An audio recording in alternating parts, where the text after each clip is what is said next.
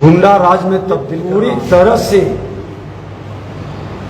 प्रशासनिक अराजकता के शिकार राजद के लोग एक सूत्री अभियान वसूली स्थिति के नाम पर युवाओं के प्रतिभा का हनन और नियुक्ति घोटाला का एक बड़ा खेल प्लानिंग वे में शुरू हुआ। नियुक्ति को अस्थिरता का दौर चल रहा है और अपने स्वार्थ महत्वाकांक्षा को पूरा करने के लिए एक दूसरे को ठगने के लिए कोई पीएम का पद प्राप्त करने के लिए, कोई सीएम का पद प्राप्त करने के लिए बिहार को प्रशासनिक अराजकता ही नहीं, ये गुंडा राज में तब्दील कर रहा है।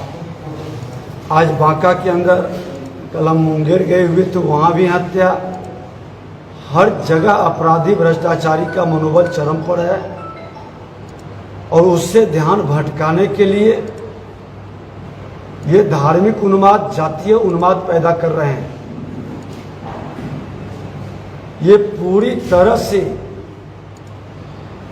प्रशासनिक अराजकता के शिकार हो चुके हैं और राजद के लोग एक सूत्री अभियान, विकास से मतलब नहीं, वसूली से मतलब है।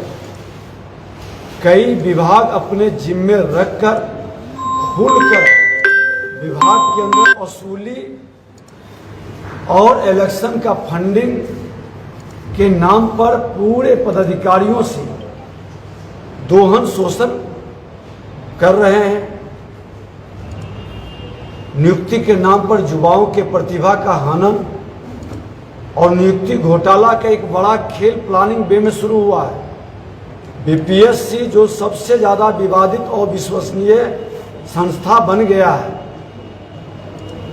और सीटीईटी, बीटीईटी का नियोजन का ये तमाम संस्था जो एग्जामिनेशन देकर कई वर्षों तक अपनी प्रतिभा को लोगों के बीच स्थापित किया, इन लोगों को फिर से एग्जामिनेशन के नाम पर दोहन शोषण, चचा भतीजावाद बनाने का ये खेल सरकार कर रही है, जो कहीं से बिहार के नौजवानों के हित में नहीं है। नौजवानों के भविष्य के साथ ये बड़ा खिलवाड़ किया जा रहा है। डायरेक्ट इनकी बहाली जो पहले घोषणा किए थे उसके हिसाब से करना चाहिए। राजद नेता है बिशन पटेल, वो कह रहे हैं कि बीजेपी हिटलर की तरह काम कर रही है, हिंदू राष्ट्र नहीं बनने देंगे, क्या देखिए, भारत हिंदू राष्ट्र था, है और रहेगा। कोई दुनिया की ताकत भारत के हिंदू राष्ट्र और हिंदू संस्कृति विरासत को मिटा नहीं सका। जब 1000 वर्ष मुगलों की और अंग्रेजों की गुलामी इसको नहीं मिटा सका, तो ये कुछ जयचंद के वंशज लोग बैठ करके हिंदू और हिंदुस्तान को कैसे खत्म कर देगा। इस मानसिकता को बिहार की जनता इनके मुंह पर कालिक पोतेगी,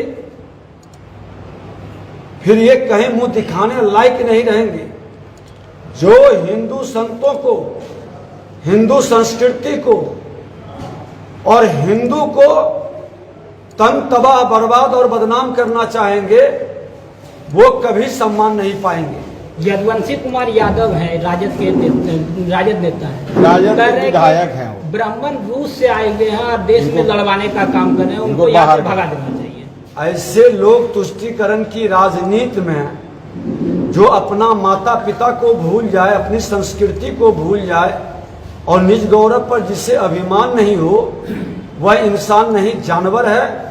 और ये जंगली जानवरों को पिंजरे के अंदर बंद कर देना चाहिए। ये भूल गए हैं कि जिस दिन हिंदू समाज जग जाएगा, उस दिन इन जंगली जानवरों के लिए कहां जगह होगा, इनको पता होना चाहिए।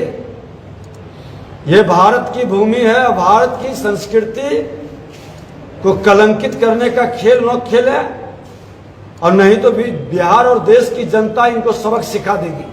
भाजपा दंगाई पार्टी है, इसीलिए पूर्व विधायक को भी जो है गिरफ्तार कर लिया गया है सासाराम में, ऐसा कह रहे हैं सत्ताधारी दल। मैं तो 3 दिन 4 दिन पहले गया था सासाराम और हमारे साथ पूर्व विधायक जवाहर प्रसाद कुशवाहा जी बैठे थे, पदाधिकारी के साथ बैठक कर रहे थे, समीक्षा कर रहे थे, और उन्होंने प्रश्न उठाया था कि बम विस्फोट होता है, कई लोग घायल होते हैं, मुस्लिम समाज के लोग थे, एनआईए से जांच की उन्होंने मांग किया, मुख्यमंत्री को पत्र लिखा, यही उनका गुनाह था। अगर जो उन पर आरोप था तो उसी दिन आपने अरेस्टिंग क्यों नहीं किया? 500 लोग अज्ञात करके नाम डाल देते हैं, बाद में बारी बारी से जो आपके विरुद्ध सच को बोलता है, जांच की मांग करता है, उसको जेल भेजकर भाजपा को और संघ परिवार को बदनाम करने का खेल खेलते हैं।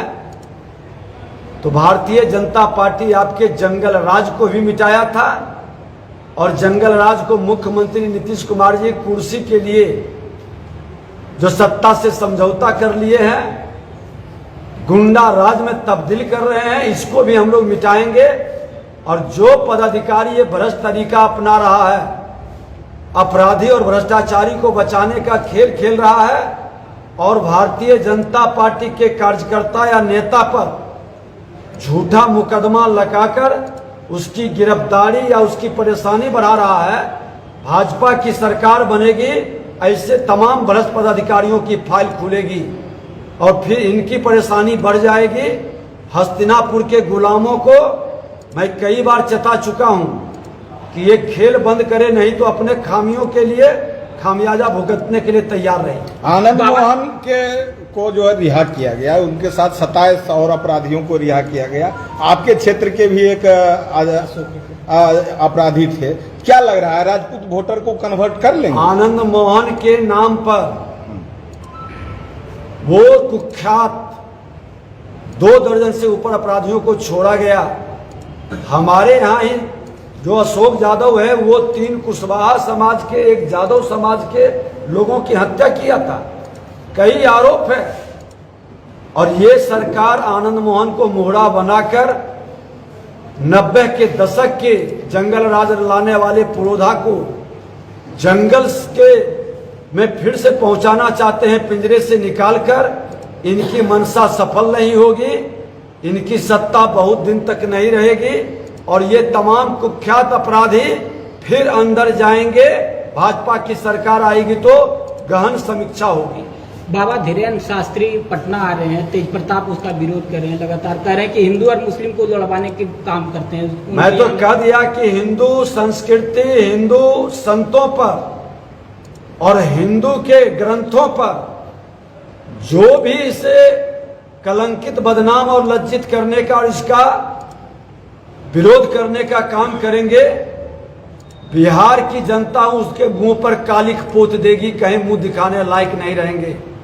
खोलकर यह विरोध होगा, और बिहार की धरती चोर दरवाजे से आए हुए जो आरजेडी के लोग सत्ता में बैठे हैं, उनकी जमींदारी नहीं है। ये जनादेश देश के प्रधानमंत्री नरेंद्र मोदी जी को मिला था। हिम्मत है तो बिहार विधानसभा भंग करे, और 7 पार्टी का गठबंधन है, ताकत है तो चुनाव करा के जनता का जनादेश ले ले, तब समझ में आ जाएगा कि जनता किसके साथ है। तो बीजेपी समर्थन करेगी बाबा धीरेन्द्र नाथ शास्त्री को? भारतीय जनता पार्टी खुलकर अपने संस्कृति और संतों का सम्मान करता है, और खुल के उसके साथ है। जिनको शर्म महसूस होता है, जो तुष्टीकरण की राजनीति के लिए, वोट की राजनीति के लिए धार्मिक और जातीय उन्माद फैलाता है, उनका हम विरोध करते हैं। और वैसे लोगों को जनता भी विरोध करेगी, उनको कभी सम्मान नहीं देगा। 1 लाख कितना शिक्षक 1,78,000 का बहाली का जो है घोषणा किया है सरकार, करेंगे तो क्या लगता है? में 0 वैकेंसी। आप देख लीजिए कि 3.5 लाख से चर्चा चली, अब उसके आधा पर आ गए, और इसमें भी अभी कई बाधा है। ये नौटंकी कर रहे हैं। 9 इन्होंने बजट में फंड क्रिएट किए हैं, 9 व्यवस्था बनाए हैं, चुनाव तक लटकाएंगे, भटकाएंगे, भरमाएंगे, यही खेल ये खेलेंगे। 18 एजेंडों पर आज मुहर भी लग गया। नीतीश कुमार कह रहे हैं कि अब जो ये लाचार बेबस मुख्यमंत्री कुर्सी के लिए कितना विवश है, कितना समझौता कर रहे हैं, और इनका दरवाजा बंद हो जाने के बाद अब इनकी लाचारी हो गई है कि जंगल राज के साथ उससे कदम से कदम मिलाकर चले। कोई विकास का काम नहीं, लॉ एंड ऑर्डर पूरी तरह से फेल है, शैक्षणिक वातावरण ध्वस्त है और इनसे कोई अब उम्मीद भी नहीं है। तो विपक्ष के नेता को एकजुट करने में लगे हुए हैं, 2024 का सपना देख रहे हैं पीएम के लिए। जो बिहार नहीं संभाल सका वो देश संभालेगा। जो बिहार की जनता का विश्वास नहीं प्राप्त कर सका, अपने बलबूते सरकार नहीं बना सका, वह व्यक्ति कैसे विपक्ष को एकजुट करेंगे और विपक्ष के लोग क्यों इन पर विश्वास करेगा? जिसके साथ ये गठबंधन बना के जनादेश लेके आए, जब उसको